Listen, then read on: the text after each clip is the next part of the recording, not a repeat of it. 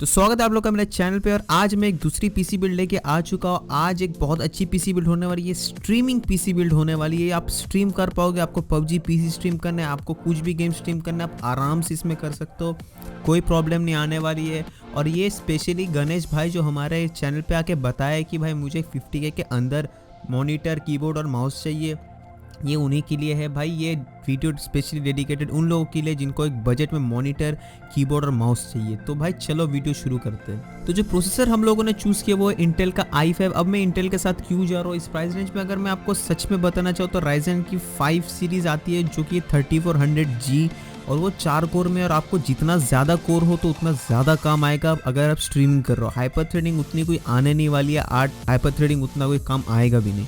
तो मेरे हिसाब से इसी के साथ जाना सही है। और 12,000 आता है वो थोड़ी ज़्यादा कॉस्टली होती है, 13,000 वैसे कुछ आती है प्राइस रेंज अभी की टाइम में।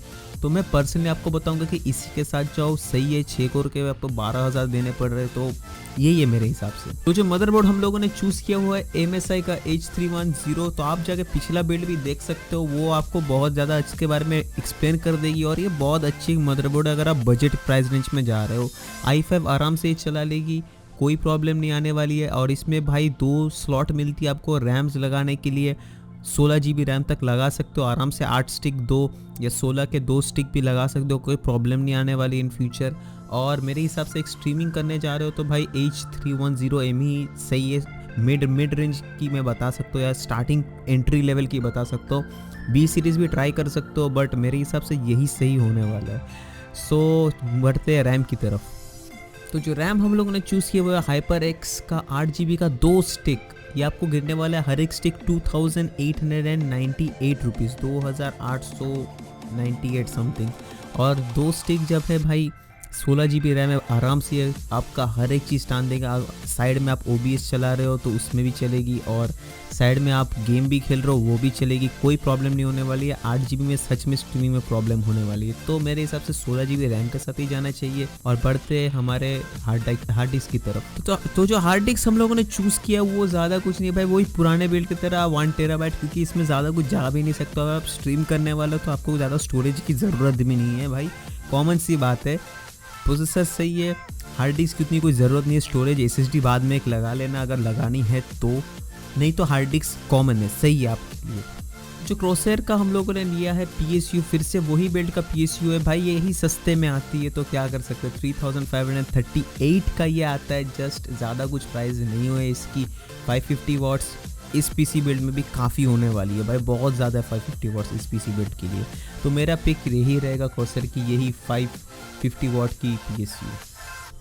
तो जो मॉनिटर हम लोगों ने चूज़ किया वो है सैमसंग का 23.5 इंच कर्व्ड, जो होती है कर्व्ड मॉनिटर, जिसमें आपको VA पैनल मिलता है और VGA HDMI केबल भी है। HDMI ही लगाओगे, कॉमन सी बात है भाई।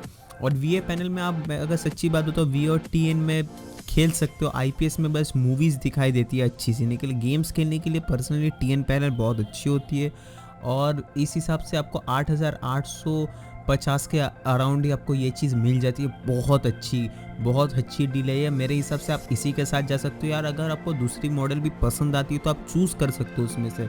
8,000 के अंदर ही रखने की कोशिश करना, 9,000 के अंदर ही, 8,800 8,500 इसी के आजू बाजू रहने की कोशिश करना। तो मेरे हिसाब से ये एक बहुत अच्छी पिक होती है क्योंकि ये 24 इंच की और बहुत अच्छी ये। तो जो कीबोर्ड और माउस हम लोगों ने लिया ये नंबर 1 सेलिंग में था। और मेरे हिसाब से आपको एक कीबोर्ड माउस सस्ते में लेना चाहिए क्योंकि 50,000 अंडर में ये होने वाली है भाई। तो कॉमन सी बात है, सस्ते के साथ ही जाना चाहिए था।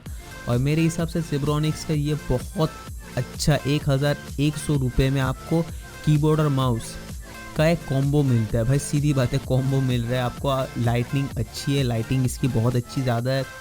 और मेरे हिसाब से भाई 1,100 में आपको इतना कुछ मिल रहा है तो इसी के साथ जाना चाहिए। सस्ते में अगर आप जा रहे हो तो इसी के साथ जाओ। तो फाइनली गाइस, जो हम लोगों ने ग्राफिक्स कार्ड इस पीसी बिल्ड के लिए चूज़ किया वो है, कॉमन सी बात है भाई, अब सस्ते के साथ जाना चाहिए क्योंकि भाई 1660 Ti अगर हम लोग चूज़ करते तो बहुत ज़्यादा 60,000 की बजट हो जाएगी, तो उसके साथ तो हम लोग जा नहीं पाएंगे, कॉमन सी बात है। तो हम लोग गए रेडियन का RX 5700 4 GB का, बहुत अच्छा ये ग्राफिक्स कार्ड है। और अगर सच्ची बात बताओ तो ये 1080p में medium settings to low settings में आराम से आपको गेम 60 FPS से ज़्यादा ही देगा सब गेम में, हेवी टाइटल्स में। अगर आप हाई सेटिंग में करते हो तब भी आराम से ही टान लेगा, कोई प्रॉब्लम नहीं आने वाली है आपको, मतलब फ्यूचर में भी कोई प्रॉब्लम नहीं होगा कोई गेम्स खेलते हुए। 570 बहुत ज़्यादा पावरफुल है, इक्विवेलेंट टू 580 और 1060, ये बहुत अच्छा है। और आपको जस्ट ये 12,250 रुपये में मिलता है, जो कि बहुत अजीब ही बात है, क्योंकि भाई इतनी अच्छी ग्राफिक्स कार्ड इस प्राइस रेंज में आना मुश्किल से भी मुश्किल बात है। तो भाई मेरे हिसाब से यही एक अच्छी डील होने वाली है। थैंक यू गाइस वीडियो देखने के लिए, थैंक यू सो मच।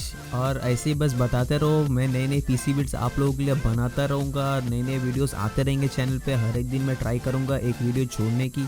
और भाई पसंद आई बिल्ड तो सब्सक्राइब कर देना चैनल को, ये नई चैनल है, बहुत नई नई पीसी बिल्ड्स और गेमिंग कंसोल्स के बारे में, गेम्स के बारे में मैं अपलोड करता रहूँगा आप लोगों को विदाउट एनी प्रॉब्लम। तो चलो guys, bye, good night, take care.